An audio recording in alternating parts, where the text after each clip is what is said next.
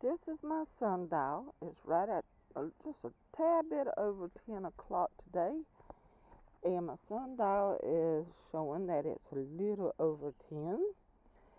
The sundial is pointing north. I'm going to put a time marker by using a sticker on my sundial so I'll know where I first checked it. And the shadow is just a little past 10 o'clock. And it is 10:07 on my clock. This part is the dial. And when comparing this to telling time with a clock, these are like the numbers, our numbers on a clock. This is like the hand on a clock. This is a no man. The number man helps cast the shadow on the numbers that it's when the sun is shining down. It casts the shadow.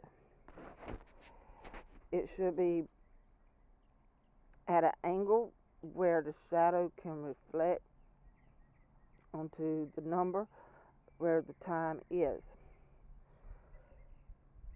The first sundial was probably, well, it was discovered that they were made in ancient history. When people wanted to just start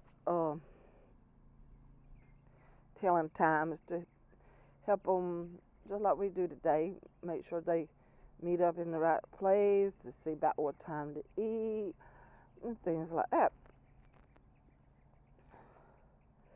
And if my sundial is working correctly, it's not going to be 100% because they're not professional made. A paper plate, a stick, and some clay and markers, and use the ruler to help set the angles to find the center of the plate. But if it's close to accurate, when I come back out here in about an hour, the shadow will be shining towards 11 o'clock. And this is the way it'll do as we go around.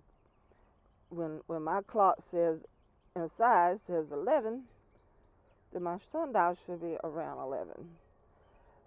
If my clock inside says it's 2, the sundial will say that it's about 2, according to the sun